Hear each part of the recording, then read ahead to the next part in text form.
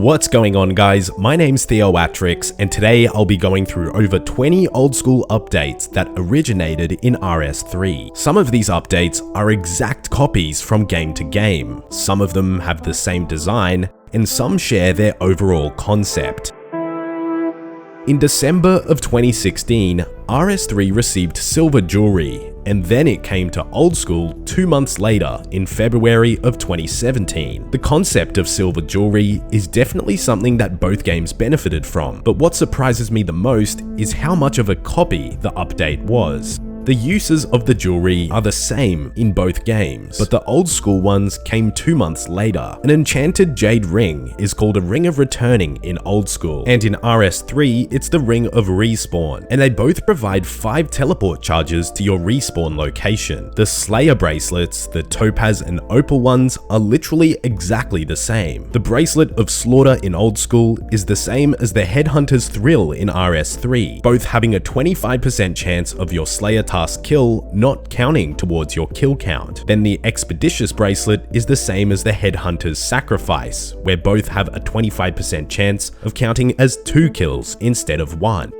There's the enchanted jade amulet called a botanist's amulet in RS3 and an amulet of chemistry in Old School, and these both give the exact same 5% chance of making a 4-dose potion with herblore. The opal amulet, the amulet of bounty, is exactly the same in RS3 as well. Same with the dodgy necklace and the finger feathered necklace for thieving, and the enchanted jade amulet called the necklace of passage in Old School and a traveler's necklace in RS3 have literally the exact same 3 teleports, one to the wizard's tower, one to the outpost, and one in the desert. So as you can tell, the silver jewelry update was one that Old School pretty much took directly from RS3, and I don't think anyone actually realized. Old School has received a range of the rewards from Dungeoneering, but all from different activities since we don't have Dungeoneering. Before I go further, the video editing software that I use actually reached out to sponsor me, and since it's the software I use to make these videos, I really recommend that you try it out if you want to get into editing or making montages. I initially chose Filmora because it seemed very simple and easy to use, but it included a lot of the professional editing features. And I can tell you now that that's completely true. The layout is very simple for beginners to learn and has high-profile editing effects. For example, there's motion tracking, which lets me place objects within scenes, and they seem like they're a part of it, and you've probably seen me use that in a range of my videos. There's tons of animation presets and transitions that make your videos more professional, so if you want to get started, you can use the link in the description to get a free trial of the Pro version. The Pro version is very affordable. It's only $40 a year or $70 for a lifetime license. A lot of editing softwares out there don't offer a lifetime license, and their monthly or annual cost really adds up. So that's something I really like about Filmora. So check out the download link in the description, and you can try Filmora completely for free before you make any sort of purchase. Keep in mind that the free trial does have a watermark, but I have a small deal for you guys. If you comment, "I want to try Filmora to make gaming, entertainment, vlogs, or whatever videos you want to make," I'll pick 3 lucky winners and give them a free Filmora account. A huge thanks to Filmora for sponsoring today's video. Dungeoneering brought a huge range of rewards to RS2 when it was initially released, and despite not having Dungeoneering in Old School, we've seen a lot of the rewards be implemented in other ways. Both Prayers, Rigor, and Augury were rewards from the Dungeoneering shop, and now we have these in Old School as a reward from the Chambers of Xeric. The Bone Crusher was another Dungeoneering reward, which can now be obtained from the Hard Mauritania Diary in Old School. The Garazi Rapier from the Theater of Blood is very similar to the Chaotic Rapier. They both have a plus 94 stab attack bonus.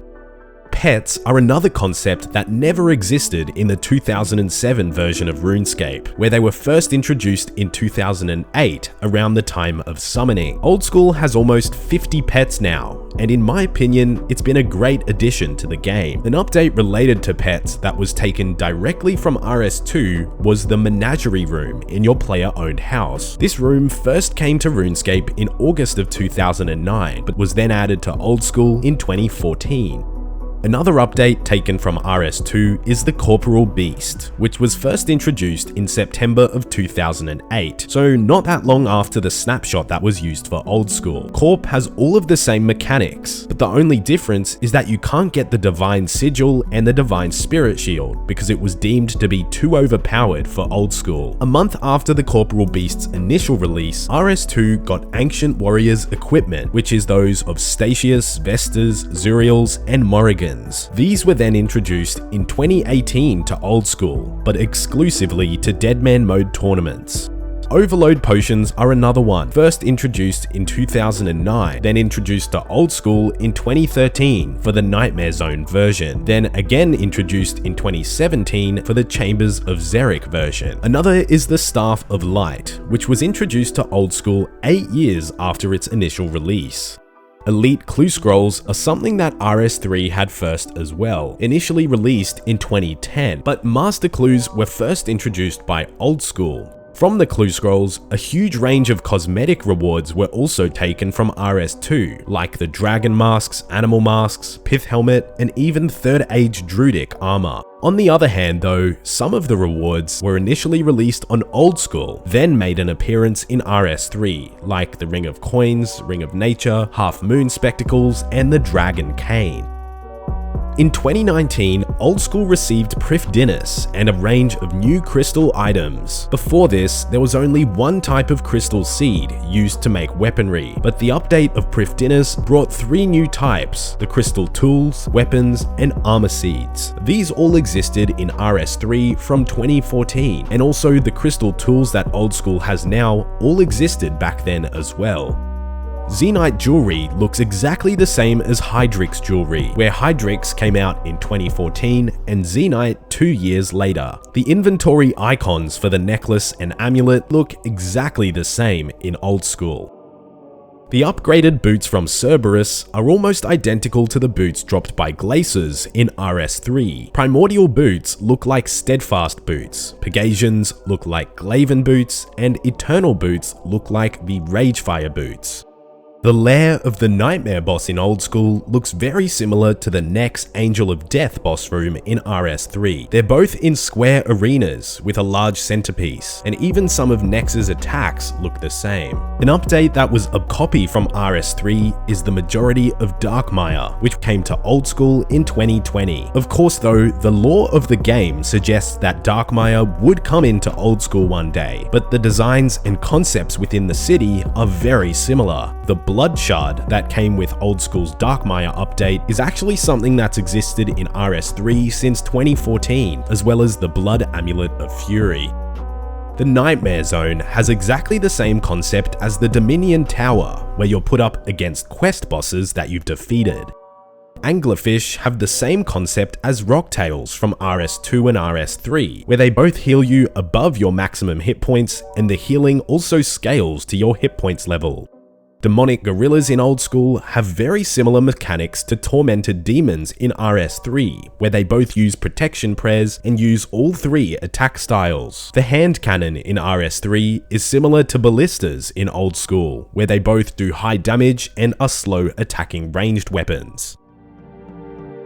So as you can tell, so much of the content in Old School originated from RS2 and RS3. I personally think that pretty much all of these updates fit really nicely and make the game a lot more interesting, although it is clear to see that the actual 2007 version is pretty long gone. At the end of the day though, the actual game content in RS3 isn't the reason why players don't like the game. It's the evolution of combat, the graphics overhaul, and the pay-to-win aspects that draw players away. A reminder to check out Filmora using the link down in the description to get a completely free trial. Thanks for watching, and have a nice day.